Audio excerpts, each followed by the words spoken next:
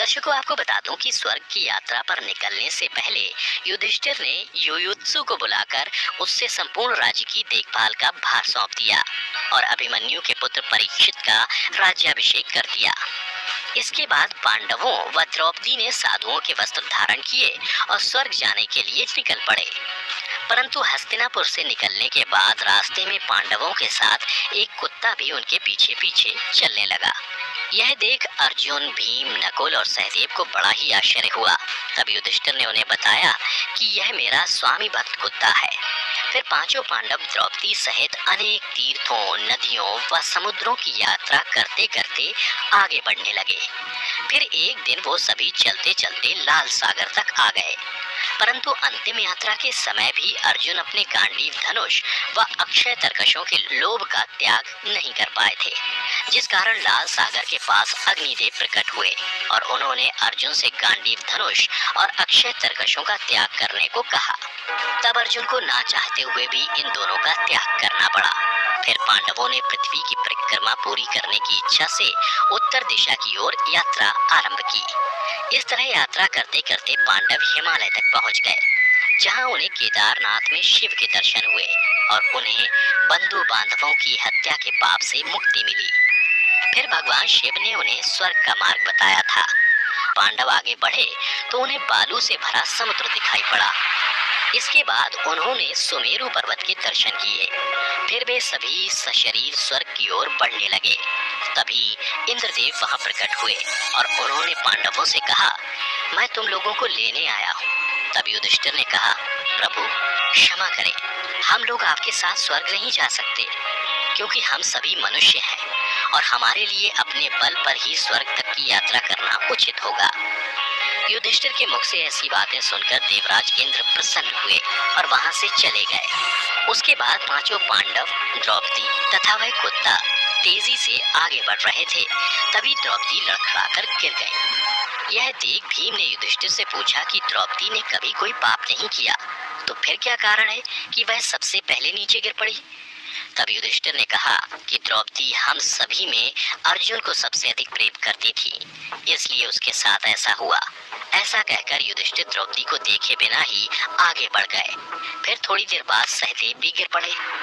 तभी भीम ने पुनः युधिष्ठिर से सहदेव के गिरने का कारण पूछा, तो युधिष्ठिर ने बताया कि सहदेव किसी को अपने जैसा विद्वान नहीं समझता था, इसी दोष के कारण इसे आज गिरना पड़ा। इसी तरह कुछ देर बाद नकुल भी गिर पड़े। फिर भीम के पूछने पर युधिष्ठिर ने बताया कि नकुल को अपने रूप पर बहुत अभिमान था, इसलिए आज इसकी यह गति हुई। उसके थोड़ी देर बाद अर्जुन भी गिर पड़े। यह देख युधिष्ठिर ने भीमसेन को बताया कि अर्जुन को अपने पराक्रम पर अभिमान था। अर्जुन का मानना था कि वह एक ही दिन में शत्रुओं का नाश कर देगा, लेकिन वह ऐसा कभी कर नहीं पाया और इसी अभिमान के कारण ही अर्जुन की आज यह हालत हुई है। ऐसा कहकर युधिष्ठिर आगे बढ़ गए। उसके बाद थोड़ी आगे चलने पर भीम भी गिर गए। जब भीम ने युधिष्ठिर से इसका कारण पूछा तो उन्होंने बताया कि तुम खाते बहुत थे और अपने बल का झूठा प्रदर्शन करते थे, इसलिए तुम्हें आज भूमि पर गिरना पड़ा। यह कहकर युधिष्ठिर आगे चल दिए। अब केवल वह स्वामी भक्त कुत्ता ही उनके साथ चल रहा था। थोड़ी देर चलने के बाद युधिष्ठिर कुत्ते के साथ स्वर्ग के प्रवेश द्वार पर पहुंचे, जहां धर्मराज ने उन्हें ये कहते हुए रोक लिया कि युधिष्ठिर तुम्हारे साथ यह कुत्ता स्वर्ग में प्रवेश नहीं कर सकता है। धर्मराज की बात सुनकर युधिष्ठिर ने कहा कि यह कुत्ता मेरा परम भक्त है, इसलिए इसे भी मेरे साथ स्वर्ग जाने की आज्ञा दीजिए। लेकिन उन्होंने ऐसा करने से मना कर दिया। परंतु जब काफी देर तक समझाने पर भी युधिष्ठिर कुत्ते के बिना स्वर्ग जाने के लिए नहीं माने, तो कुत्ते के रूप में यमराज अपने वास्तविक रूप में आ गए। दर्शकों, आपको बता दूं कि युधिष्ठिर जिस कुत्ते को पूरे रास्ते अपना स्वामी भक्त कुत्ता समझ रहे थे, वास्तव में वह कुत्ता मृत्यु के देवता यमराज थे।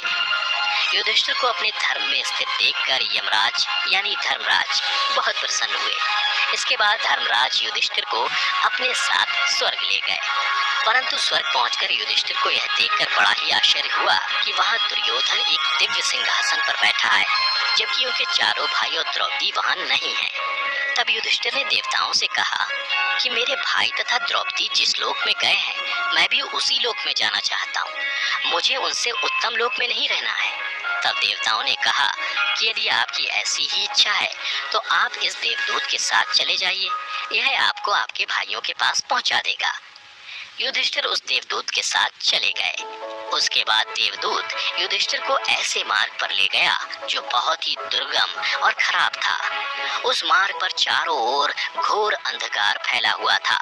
सभी ओर लाशों का अंबार लगा हुआ था जिनसे दुर्गंध आ रही थी। इसके अलावा लोहे की चोंच वाले कौवे और गिद्ध मंडरा रहे थे। वह असिपत्र नामक नरक था।